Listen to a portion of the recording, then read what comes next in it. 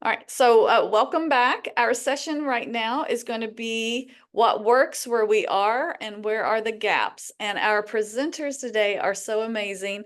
Larry Simpson from the Ohio Department of Youth Services. Yay, jazz hands. Jody Slagle also from the Department of Youth Services, and then Allison Steele from the Trades Institute in Greene County. And so I'm going to allow them to introduce themselves. Again, just a little bit of etiquette. Please remain off camera until we invite you to share or to ask questions. And same with keeping yourselves quiet. So with that, I'm going to go off camera myself, mute myself, and turn it over to our amazing presenters. So thank you so much for coming back this afternoon and joining us. Great, thank you. Hi, everyone. As she said, I'm Jody Slagle. I am the Bureau Chief of Community Facilities with the Ohio Department of Youth Services. I have been with the agency for 23 years, and I started my career out as a social worker. I'm a licensed social worker, and I started out in our facilities, and eventually throughout my career, ending up on the community side of the house. I've been in my current role for about 10 years now, and I do this work because I believe in the potential of every young person that we serve, and I want to help them find a better path forward and to have a brighter future. And I think what we're going to present today is kind of the epitome of that focus. So we're here to talk to you about the collaboration between Ohio Department of Youth Services, Miami Valley Rehabilitation Center, and the Trades Institute. Larry and Allison are going to go into kind of the nuts and bolts of the program, but I wanted to give you some background about DYS in case you're not aware of who we are. We are the juvenile correction system for the state of Ohio, and we're mandated to confine felony offenders from the ages of 10 to 21, who are adjudicated and committed by one of Ohio's 88 county juvenile courts. In addition to our 3 facilities and parole, we also fund and support 625 community programs throughout the state, offering more than 93,000 youth opportunities and services. Within the system, we have what's called community correctional facilities, which is under my bureau. And these are 11, we have 11 of them, and they are established throughout this whole state. 9 are secured and 2 are non-secured. And they are just an alternative for the judges in lieu of sending them to the department. It's just a dispositional alternative for the juvenile courts. They are 100% funded by the department and they're county ran. So it's really a collaboration between the department and these facilities just to be able to keep them closer to home. In addition to the community correctional facilities, we are able as a department by Ohio Revised Code to place our kids that are committed to the department into these community correctional facilities with judges' approval. So in these county facilities, you have both DYS kids and then also county kids. So this collaboration really started and was created because we started having conversations with the CCFs about youth population. And at the time, DYS really had an increased population. And we saw that the original reason for CCFs back in the day really has changed over the years, and the types of kids that were coming to the department are no longer those lower level felonies. Those kids are being serviced within the community. So we really were trying to have the CCFs be more creative and change their philosophies to adjust kind of with that current population, and also see with the kids that are with DYS how we could also help those kids as well. So one of the things that we recognized was that in DYS, we roughly have like 1 out of every 4 youth are a graduate. And so we went to Miami Valley and Judge Lewis, who is the administrative judge of Greene County, and talked to them about opportunities. And one of the things that came up was the Trades Institute. And Miami Valley, just a little bit about them, they are a 24-bed secured facility, opened up in 2000 in Xenia, Ohio. And they have individual group family therapy. They do PSV treatment, substance abuse, and they're also one of the 3 facilities that takes girls. So when we approached them, they were very excited about this initiative. We also had to go in front of the board, the CCF board made up of the judges of the catchment area, to talk to them about what we wanted to do. And once we got the approval from the judges, we were able to move forward. And we had the first 2 youth come to Miami Valley to be able to participate in the Trades Institute in October of 2024. And, you know, there were some different lessons that we'll talk about later on, but there was some adjustments as well. So the CCF is very much more structured than what DYS was. It's programmed from the beginning of the day to the end. The kids are much younger at the CCF and in school, whereas at DYS, obviously, they were graduates and didn't have to do that anymore. And then also there was differences in regards to the communication with friends and family. So those were just a couple of the things that we really had to work with the kids on, and just really being transparent as to what they were walking into with the CCF. We had the first graduation for those 2 in May of 2025. It was exciting. The department had like 25 staff members show up to the graduation, which was really huge. So this is an exciting program. We're really happy to be able to share kind of what it is and what we've done. So next we're going to show you a video that demonstrates the positive impact and the important work that's going on. And then Larry and Allison will give you the specifics of the program. Thanks, everyone.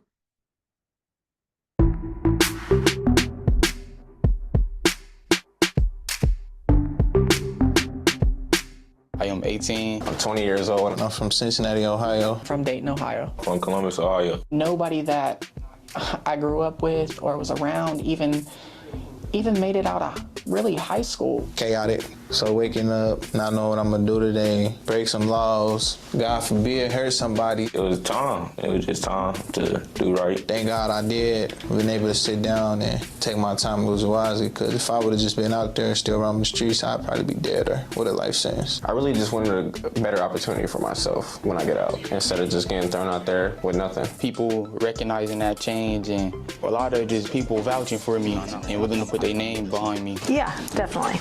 And betting on my success. Mr. Marsilio, the superintendent at Cuyahoga Hills. Mr. Ford did too. This opportunity was presented. Hi, my name is Cassandra Kirkpatrick. My name is Ryan Littman. My name is Lauren Williamson. I am the assistant director. I am the HVACR instructor. And I am the plumbing instructor here at the Trades Institute. It is a place where people can learn a trade. Smaller classes, 12 students max. I have students in recovery. I have students that are not in recovery. I have DYS students. A big lab, a chance to do things more than once. Introduce you to different tools and different products and how to use them. Do a lot of hands-on projects, people skills, being able to communicate well. Trying to make it more of a real life experience. One of the important pieces are the ride-alongs. They get to introduce to the multiple companies that we have partnerships with. You're going to learn a whole lot more by being out in the field and seeing all that stuff firsthand. Letting them kind of see as many aspects as they can so they can get jobs when they get done.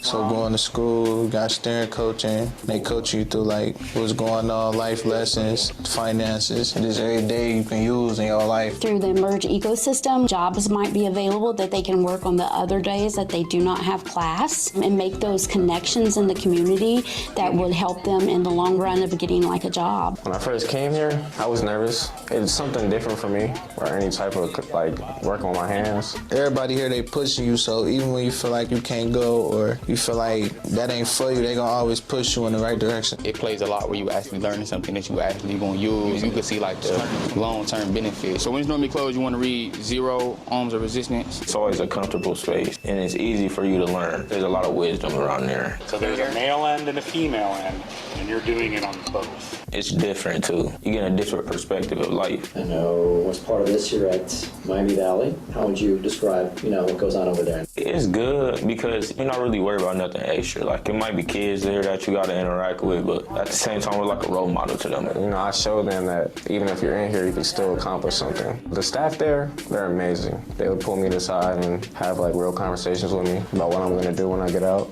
make sure I'm okay. It's a one-in-a-lifetime opportunity that they're giving out. You're actually being able to just be a normal person and setting you up to win. If you come here, you got to be ready to actually change, to do better with yourself and really focus on getting your life straight. It's just good that you can help somebody. Like, you know, you got some type of purpose. Like, you can help, you can provide. Because I can go fix anybody AC, and everybody knows it ain't cheap. So I can save family a pretty penny. 3 years ago, I would have never thought I would be in this program. It showed that I can mature and do better for my life. I'm blessed because, like, I'm able to help people who need help, and I'm still getting help.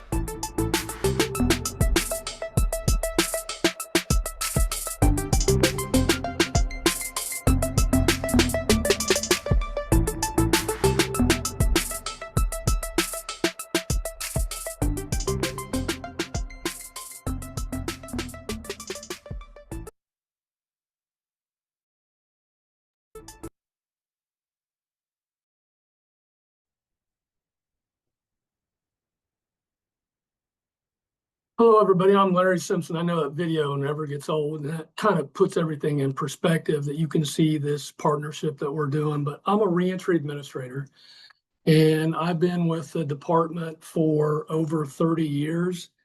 And I guess I've been in multiple different positions, but the one that was most influential into becoming a reentry administrator was probably where I was a parole officer, where I found that working in the community, finding resources and finding mentors and individuals that can help guide our youth was crucial to their success.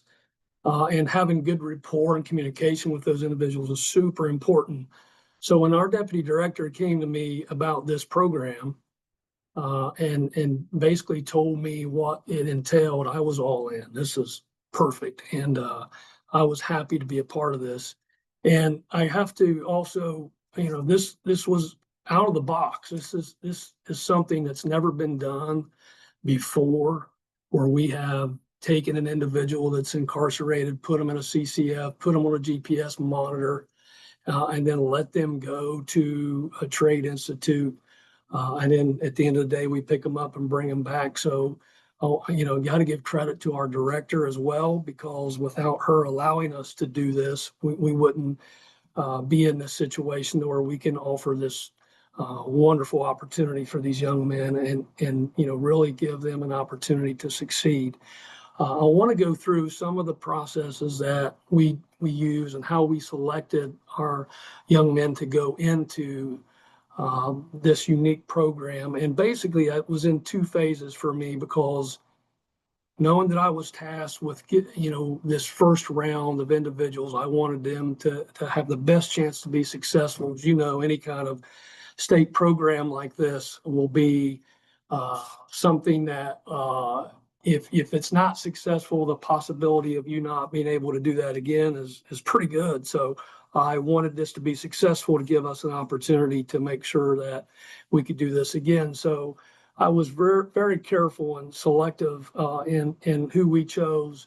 And I looked at several criteria and making sure that I gave this a good chance to be successful. The first one was, you know, obviously the behavior is an indicator, you know, their current behavior is an indicator how they're going to be in the future. So they had to be, you know, doing well. We have a 4 pride level system, and they, you know, we want them to be at the highest level, which is a 4. And we also want them to be mature, because if you heard in that video, they're going to be with younger individuals that they have to mentor, and that these younger guys that they're in the CCF, they'll be looking up to them. And it's important that they can follow them in the right direction. So we wanted them to be, you know, mature in that regard. And I also wanted them to already either have some prior work experience, or I wanted them to have a job in the facility. So we looked around, and I guess the last thing, and one of the most important things, as you guys learned from the previous group, was we wanted our staff to also be involved in this process. So I spent a great deal of time of educating our staff, whether it be our case managers, our behavioral health services staff, our occupational therapists that work with the youth and spend the majority of the time with their youth. I made sure they were involved. A community correctional facility is what a CCF is, and that's what Miami Valley is, by the way. So I wanted to make sure that they were aware of what this endeavor was. So knowing that they'd be talking to them outside of my presence, that they can continue giving this positive support. So the staff being informed about this, and they were all completely on board with it and wanted to support that process, which is what aided our process. So one of the first individuals we chose was an individual that had been working for the chaplain for like 6 or 7 months. When we brought this up with this young man, he was completely ecstatic. I will forget his face, how excited he was. This was his way out, as he said, and he wanted to do this.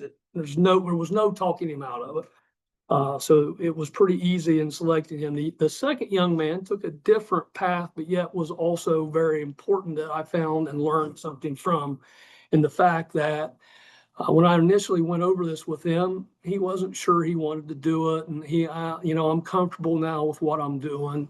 And I said, hey, that's fine. If you're not 100% involved in this, you're probably not who I want to select for this first round. So I get it.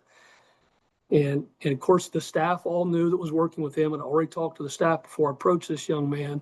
And the next day, coming into the facility, he was hollering from across the yard, and he had done his homework about the program. He had done his homework and talking to staff. And he's like, hey, I figured this out. I'm in. I want to do this. I'm comfortable now where I'm at, and I don't want to go somewhere and change, but I need to change. I need to be out of my comfort zone in order to get to where I want to go. So I love that he said that, and it really was inspiring to me. And I was pretty sure I now had the other individual. And the last part of this that I wanted with these guys to know was I wanted this to be competitive. They didn't know how many individuals, but we were going to interview them. And part of this process is that we parallel it as close as we can to what the real community looks like. That's important, right? If we want to teach all these things and then just send somebody out, but they don't understand what it's like in the community, it's kind of setting them up for failure. So we wanted to make sure that it paralleled as close as we can. So it looks like in the community, you got to have an interview. You got to dress up for the interview. We did that. We had a long interview process with the director of Miami Valley. We had a long interview. It was a dual interview with Ms. Steele, you're going to hear from next, from the Trade Institute. And they put them through the ringer. And you can flip this to some of the questions that we were talking to them about, Allison, but yet the questions were very in depth that they had to answer. And these are just a few of the questions that they were given. But yeah, the interview was about an hour, and they were all dressed up. They learned how to tie a tie, which is important. All these life skills, the occupational therapists were working with them on interviewing skills. They were prepared for this. And they went into it feeling good about themselves. And like I said, I wanted it to be competitive because they didn't know who was going to be selected, who wasn't going to be selected. And again, in the community, it's competitive. When we're looking for a really good job, you're going up against other folks that are trained and have certificates that you need to sell yourself. So we wanted to make sure that they understood that and that the workforce is competitive so they can speak well for themselves and sell themselves. And I think that first group did that. Now we've kept all those values as we're moving forward, but that first group, and they have already graduated, so super proud of them. As Ms. Slagle was saying, it was 20-some staff at that graduation. Was super exciting to see that.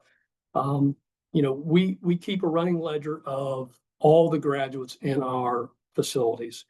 We routinely meet to go over all those individuals, and it depends on how much time they have left in their sentence. We don't want to put them in a program that's 5.5 months or 7.5 months and they have 3 years, because then at the end of that certificate, then, what are we going to do with them It's not probably appropriate that they stay in a CCF that won't quite meet their programming needs, or, allow them to work off ground and stuff with what we want. So we try to do it on the end of their stay. And then also, obviously, the behavior is a big thing, but we talk about these kids routinely. The word is out now because I have individuals that are on IH status, which are individuals that are getting in trouble. They're like, hey, I got to get in this program. How do I get in this program? And I was like, well, it's a good conversation piece to say, well, first we have to change your behavior, right? Can you go there and do this? Well, what happened? Well, I'd probably get kicked out, right? And I was like, yeah, so you got to change your behavior first. And they're really having the buy-in, and some of these guys are even like, hey, I got my level 2 now. Can I be considered? I'm like, hey, you're getting there, keep working at it. So I've seen that it's actually changed behavior, which I wasn't quite sure. I was kind of surprised a little to see that, but it's a pleasant surprise to see that that's happening. We've had the communication, the collaboration between Miami Valley, this community correctional facility. And just so everybody knows, I know Ms. Slagle touched on it a little bit, that's how they're the ones that give us the capability for this to happen, because they're letting them live in their facility, which is only 10 minutes from where the trade institution is, or the trade institute is. So without them agreeing and Judge Lewis allowing that to happen there at that facility at Miami Valley, we wouldn't be able to do this. So that collaboration that Mr. Garrett had worked out with Judge Lewis was essential to this program happening. Now we're trying to do that in chart other programs in other parts of the state, but we just have to get this collaboration that would have to be the same collaboration in order for that to happen, unless it's close enough to one of our facilities. But we weren't close enough for our facility to be doing the transport. So that's what was so instrumental in this whole process working, was because the CCF was, and they're the ones transporting them back to and from the Trade Institute every day. And I know that where the other one ran over a little bit, I want to give Ms. Allison a lot of time to talk about the Trade Institute, because that's the important part of this. And I'm hoping we'll have some time to answer some questions at the end. So just, again, super happy to be part of this program. We was really excited to see our first graduates. We're getting to have some more graduates happen in October. We're continually reviewing those kids, setting them up with our occupational therapists, caseworkers, my other 2 colleagues in the north, and reentry administrators, to prepare them. And that's essential. Preparing them prior to going to this is essential for that success. So I'll turn it over to Ms. Steele now and let her explain a little bit more about the Trade Institute itself. Awesome. Okay, thank you, Larry. My name is Allison Steele. I'm the director of the Trades Institute. Prior to the Trades Institute, I worked at JBM Packaging, which is a big fair chance employer in the region, and developed their fair chance program there, was the Better Lives Coach, and loved being a part of the work there that I did for 5 years, and was successful at getting people to work coming out of incarceration and in recovery, and helping them be successful in keeping their job. And so a lot of what I did there brought into the Trades Institute and the work that we do today. The Trades Institute was created to mostly, we're open to the public, but really we look for the fair chance community, those that experience significant barriers to success, to help them to succeed. We're here for adults, so 18 plus. Looking to also work with employers to be fair chance employers. So advocating with the previous session, you guys were talking about coaching and advocating and mentoring. A big part of what we do is advocate for these folks, especially the youth that we serve through DYS. The Trades Institute was started specifically by these 3 men, and even going out further, they began what was called the Emerge Recovery and Trade Initiative. It is a large nonprofit that was created by these 3 men that had 4 things in common. 1, they are all business owners in the trades. 2, they are all second chance employers. Doug Van Dyke owning Van Martin Roofing, Kip Morris, 5 Star Home Services, Chris Adams, Narrow Path Plumbing, which is now a part of 5 Star Home Services, They were second chance employers. All 3 of these men are in long-term recovery themselves. And then number 4, they all love Jesus. And so Emerge Recovery and Trade Initiative was created based upon those 4 things, trying to bring hope and help to a whole lot of people. And as a part of Emerge Recovery and Trade Initiative, they created the Trades Institute, which was there to provide the training for people. So we all exist under one campus called the Emerge Center in Xenia in Greene County. There are several things that exist under this umbrella. We've got Van Martin Roofing move their business to this building. Digital Watchman, which does electrical work. Pit Stop Tire and Auto is affiliated with the Emerge Center. It's about 10 minutes from here. Doing automotive services. 5 Star Home Services moved their entire Dayton location out here, including their call center. Arise Cafe, it's now a different restaurant, but we have a restaurant on site. As well as other employers. And then we also have the nonprofit Emerge Recovery and Trade Initiative. I will say that in April, the Trades Institute was gifted by the founders back to Emerge Recovery and Trade Initiative to fulfill the original mission. So we're now a wholly owned subsidiary of the greater nonprofit.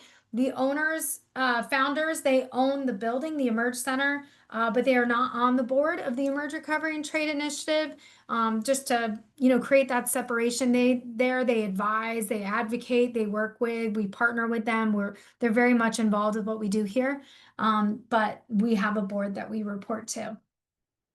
The Trades Institute is created to get people to work, to train them in those skills, hard skills and soft skills. So we have what we call boot camps, specifically in HVAC and plumbing currently. So they're quick hitters. What do they need to know in order to get them successful in the career and start making the company money and making them money? We have an HVAC boot camp that's 7.5 months. Currently, all our DYS students, the youth that come, they are all have chosen HVAC, but Larry has been working really hard to get plumbing up there as well. And we just launched auto last week, and we're launching electrical in 2026. So we're really excited about that. But our HVAC boot camp gets them up and going so they can be residential HVAC technicians. But a lot of our students go not just in residential, but into commercial opportunities. And one of our youth that graduated in May, he works in the call center here, actually. He has some driver's license barriers, so can't get his driver's license yet. And so he works here on site and actually chose to live at Emerge Center Housing. So he's living at the nonprofit and then working in the call center. So that's just one avenue for work. Our plumbing boot camp, same like HVAC, prepares you to be in residential plumbing. But we've got people that are in commercial plumbing. They're doing apprenticeships, lots of different opportunities there. One being with our partner SB3 doing fire suppression, which is a career path for plumbing as well. So excited about that. We are registered with the Board of Career Colleges and Schools, but have just recently put in our, we're leaning into accreditation, so seeking accreditation. So working through that through the Council of Occupational Education. So excited about that. We also have a registered apprenticeship program through the state and have some apprentices that once they've graduated, our boot camps are all pre-apprenticeship hours approved through the state and then going into apprenticeship. So that's exciting too.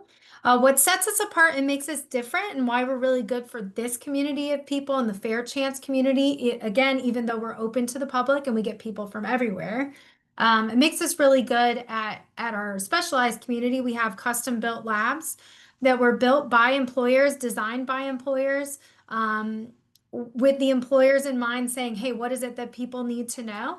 So this is just some pictures of our HVAC lab and our plumbing lab here on site. We also have small class sizes. So we have no more than 12 in each class. And we do that on purpose because we want to get to know our students and we want to have that sense of community and a sense of belonging. And we do. That's super, super, super important, especially as people are going through really hard things and learning to be in employment. And we say to our students, this is like your job. So showing up every day on time is a direct correlation on how you're going to do in the field. So we provide that coaching really is what we call it. We have employer partners. You saw in the video that we have what are called ride-alongs. So we partner with employers in the area and the region to provide experiences for our students. So they learn things in the classroom. We say about 35% of the times in the classroom, learning from the book. We use NCCER, National Center of Construction Education and Research, for our curriculum and accredited programs. We spend 50% of the time in the labs doing those hands-on skills. And because we have small class sizes, they get to do the skills over and over and over again. Ryan, our HVAC instructor, he is big on muscle memory. And muscle memory is built on doing things again and again and again so that you can do it without thinking about it. So it leaves room for that higher level of thinking when they're out in the field. So we spend a lot of time in the lab. And then 15% of the time are on ride-alongs in the field, practicing in the lab, and then experiencing it in the field with HVAC and plumbing technicians. So they're getting in the vans, they're going all day. And what was so cool when we were building this program, it came up with that group of judges that had to agree to the program. And we were like, oh, how do we approach ride-alongs? Because it's a very novel thing to put people in a car that are currently incarcerated and have them go all over, the region servicing people's homes. So they had to agree to that, which was incredible. So Jody was able to push that along with Mike Garrett and make that happen along with Judge Lewis. And they have their ankle monitors on, but because they're in the van working with these technicians, they're able to experience. And just a quick story, our first experience, a ride along with one of our youth, there was a man who ran through a home naked. So it was, it was extremely surprising, and but the youth handled it beautifully, and it became an incredible teaching opportunity for our class the next day. So, things that they normally would not have exposure to, they're getting to see and experiencing the trade to say, is this really something I want to do? So we partner with residential, commercial partners, all the things. And then we get feedback on the students when they're out in the field from that partner to say how they did. And this was just one of the examples of feedback from one of the youth, specifically willing to help in any way, still very new, but seems eager to learn. And then we get to coach our students around that feedback as well on things that we hear out in the field. So that's huge as well, and a part of what we do. We also provide supportive services and coaching. Again, going back to that previous session when you were talking about the differences, I'm a trained certified life coach. And life coaching is all about coming alongside, meeting people where they are in that moment and helping them get and reach their goals. And so we do that with our students as well. So we come alongside, we teach work readiness classes. These are things that I've learned in my time with JBM, and I used to be in ministry and education years and years ago. So all the things that I've learned over my career, put into a curriculum to say, what is it that you need to know to not just get a job, but keep that job? That's the big issue. A lot of times people can get jobs. It's keeping the jobs that are the hard part. So we have a curriculum that we do, talking about toxic thinking, the ability to change. And then we pair that with career coaching. We call it steering coaching, but really coming alongside, helping people navigate life. I personally am the career coach for all of our DYS youth.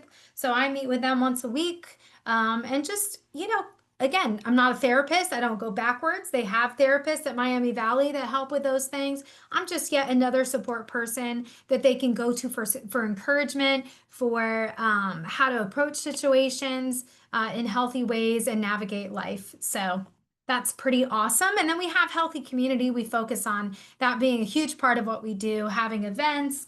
The students think of us like family. They come back around, and just a really cool thing that we all exist here on this campus. Just today, one of our youth was having lunch with one of the founders I mentioned earlier. So Doug Van Dyke, who owns Van Martin Roofing, he was having lunch with one of the youth. He bought him lunch, and the youth had said, hey, I want you to mentor me. I want to learn from you. Speaking again about the previous session where somebody said they need to be asked to mentor, he did. The youth asked him, because I said, I'm like, you should just ask him to sit down with him. And he sure did. And they were having lunch together and speaking into his life. And I just, that's just an example of what they're able to do here. That's just not, It's an unusual thing. We also have a caring staff. I hire staff from the field. So Ryan, Lauren, our electrical instructor that's coming, and our auto instructor, they are people that have come from the field. They are technicians that have the heart of a teacher and an educator and a trainer, and they are fantastic people. I can't say enough about them. Robin and Cassandra there, they are part of the administrative staff and coaching staff. Cassandra being a person in long-term recovery herself, she's incredible. So we just have a staff that cares about our students, and a huge part of what we do is also our core values, which we instill in our students, that we do hard things, we do it different, we do it well, we do it with care, we do it with joy. And that's a huge part. I think I've said that several times, that this is a huge part of what we do. I guess everything is a huge part of what we do, but it does make us different.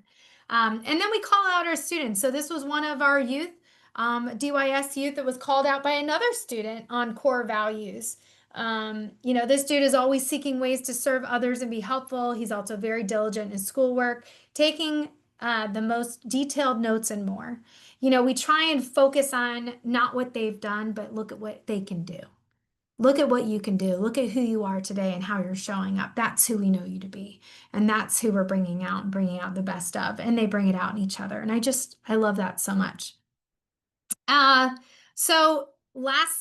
Before we get to this part, I also want to say we just started the work education program, partnering with Job and Family Services in Greene County. They have a WIOA program, CCMEP funds for youth 18 to 24. And our youth have now been able to take advantage of this. So they are in the work experience program through Greene County. They are working for the Emerge Center.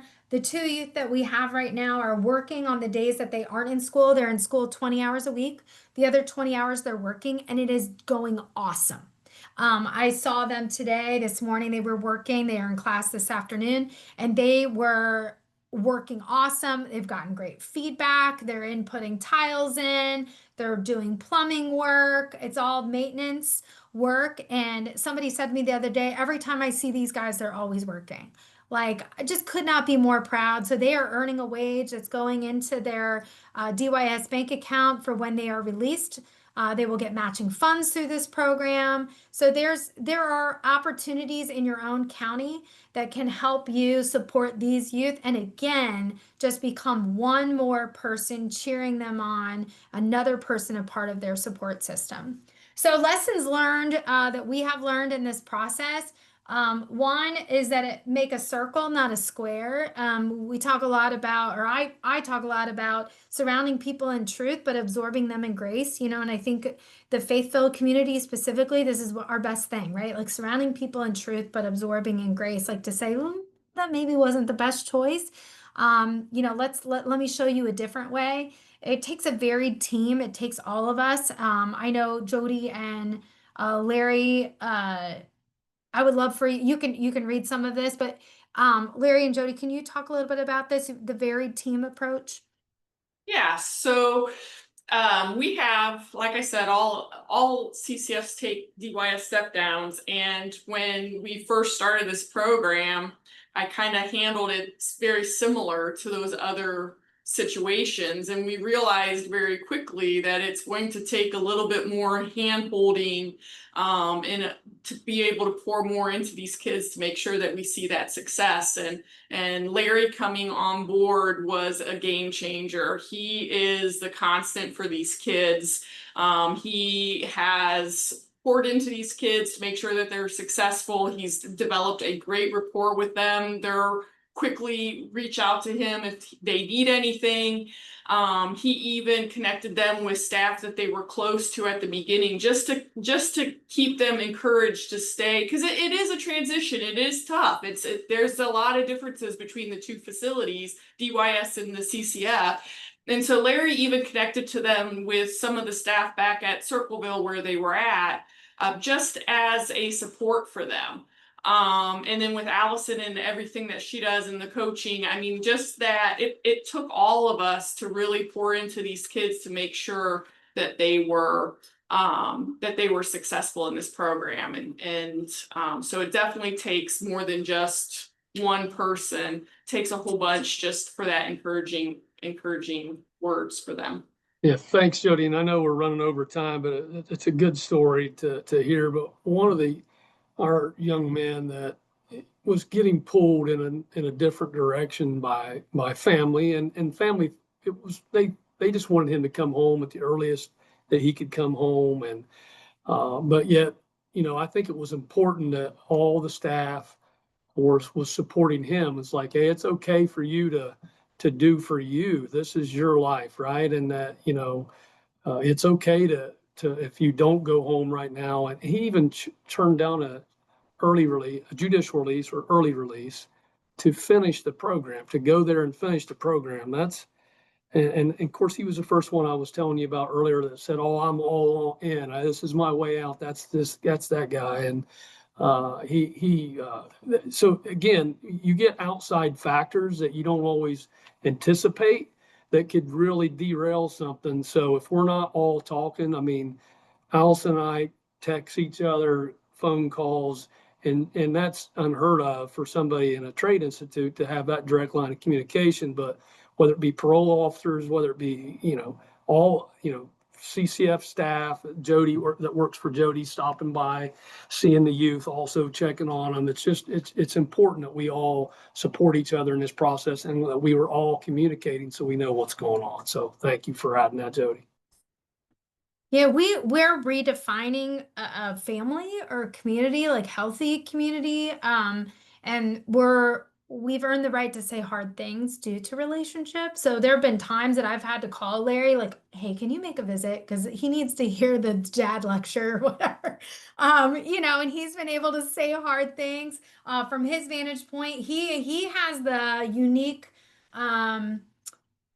that he's known them from beginning to end, right? Like he sees them all the way through. And this youth that he's particularly talking about, he had chosen to stay here and live when he graduated, and he got a job in the field. And as Larry mentioned, he got the pressure from the family, come home, come home, come home, even though he knew it was the right thing to do to stay. And that's the hard thing. You're fighting old behavior, or them going from being a child and listening to parents to becoming adults, knowing that they can make decisions for themselves. This is a cognitive dissonance there. So anyway, he left. He ended up leaving, left the job, left the opportunity, and just this weekend contacted me and said, "Hey, Miss Allison, do you think I could come back?" And so I contacted Larry, and we're going to be able to get him back. But Larry's going to call him, and I think you talked to him today, maybe, I don't know, but it doesn't end when they leave, which is my other thing. It goes on and on. I mean, these people, I feel like these youth are going to be a part of our life forever, hopefully, as we encourage them along the way, along the path. And so it's important to build a community that they can go to, not just the community that they can go from. And in this case, there are people from both, right? There are people that they're going from that are continuing on the two, which is really cool. Triangular coaching, that's another thing, and we involve everybody. So an example of a youth that we have, he and this is a youth that finished his sentence with DYS but is paroled here, and he's in school with us. But this is an example of what comes into play. He went on an antibiotic, he had strep throat, and he decided he was feeling better after a couple days and stopped taking his medication because he was feeling better, so he didn't need to take it anymore. And then ended up feeling bad again, got out of routine, ended up not coming to school, showing up late, not coming at all, had some attendance issues, which flagged our system. Then we sit down and we have what's called triangular coaching, which is inviting the student in along with the coach, the instructor. In this case, we invited somebody from housing because he was in housing. We invited his parole officer into the conversation. We all sat down and said, "Hey, we think you are awesome. These are all the awesome things about you. Here's what we're struggling with. Like, what's going on here because you've not been showing up to class," which uncovered many, many, many, many things. And in that, then we all got to say, "Hey, how can we love and support you through this? Like, can we share something with you?" If you think they don't know something, they probably don't, right? Like, don't assume anything. And it's important for us to redefine, again, what Healthy Community says. Hey, we show up even when it's hard. Hey, we believe in you even when you're not showing up the way we know you to be. This doesn't sound like you because we know you to be this. So I think always pointing to who we know them to be, coming along, coming around side, supporting them. Run your race was the other thing. Keeping healthy boundaries is key to success, not working harder than these individuals are. We did have an individual that ended up going back to DYS. He violated some rules here because there is a lot of freedom here at the Emerge Center that they're not used to. And he didn't use that freedom to the best. And once we figured it out, which we figured out pretty quickly, I would say we identified it, and then he lost the opportunity out here. But it was important for us to keep those healthy boundaries, not work harder than he did, make sure that we stuck with what we said we would. And that's important. Larry, Jody, what else would you want to say about Run Your Race, motivational interviewing? We can't do for them. Yeah, I don't have anything more. I think you hit the nail on the head with that one. Larry, do you have anything? Agreed. No, I think we're good, Allison. Yep. Okay. So that we're like at the end of our time. So are there any questions for us that we could answer?